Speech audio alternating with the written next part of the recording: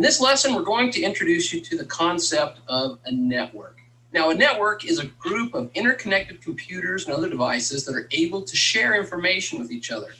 Now, in order for any network to function, there are several key components that have to be in place. First of all, the network needs to have computers and devices that have a need to communicate with each other.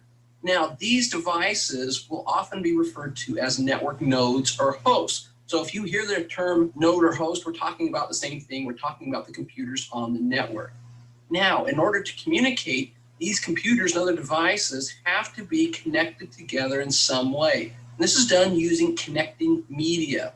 So we can use twisted pair cabling, we can use fiber optic cables, we can even use Wi-Fi radio signals as a type of connecting media to connect all these different devices together.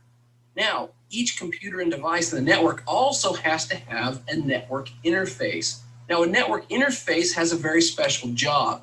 It converts the digital data that's coming from the computer into some type of signal that can be transmitted on the network medium. And it goes ahead and does just that. It sends that signal through the connecting medium.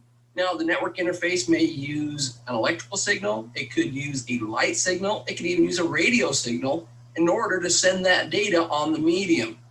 Now, these signals are received by the other network interfaces on the network and are converted back into the digital data that the computers and other devices can process.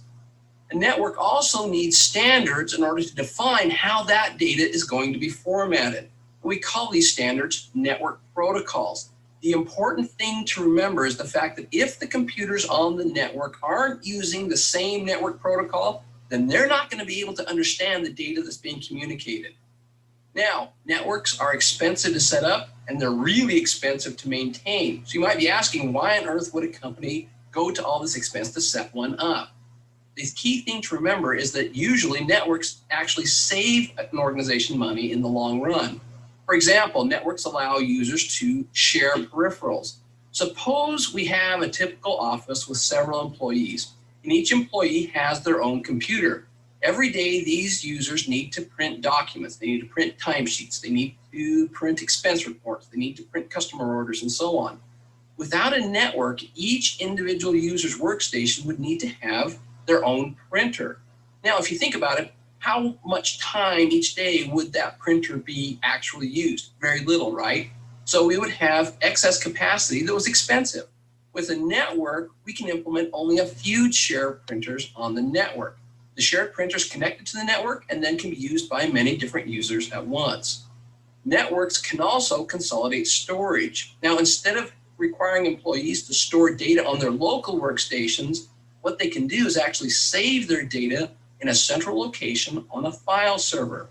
They could even save data on a network-attached storage device. And this is very important because it reduces the amount of storage required on each workstation. And it also makes life easier for the network administrator because we store all of the sensitive company information in one location on that server, making it much easier to protect. And then instead of having to back up everybody's workstation every night to protect that data, all we have to do is back up the shared storage on the server. Now, networks also make workgroup collaboration easier. By consolidating storage, users are able to share files with each other. We can also implement email or instant messaging or even social media to allow users to collaborate with each other when they're working on a project. We can also implement workflow management applications. Now, by doing this, we can make it so that we can track projects and organize them in a much more efficient manner.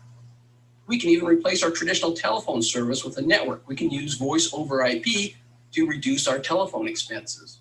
We can even enhance external communications with partners or with customers. For example, an organization can more efficiently communicate with its clients or partners by setting up a website or maybe utilizing social media. As an example, if an organization's customers needed to order a new product or get replacement parts for a product they've already purchased, they can come to the company's website and place an order. In addition, if a company is going to roll out a new product, they could organize a series of webcasts in order to introduce their customers to the new product. That's it for this lesson. In this lesson, we introduced you to the concept of a computer network. Remember, a network is a group of interconnected devices that need to share information with each other. In order for that network to work, several key components are required. First of all, you have to have the devices themselves that need to communicate with each other. We need some type of connecting medium We need an appropriate network interface that connects to that network medium.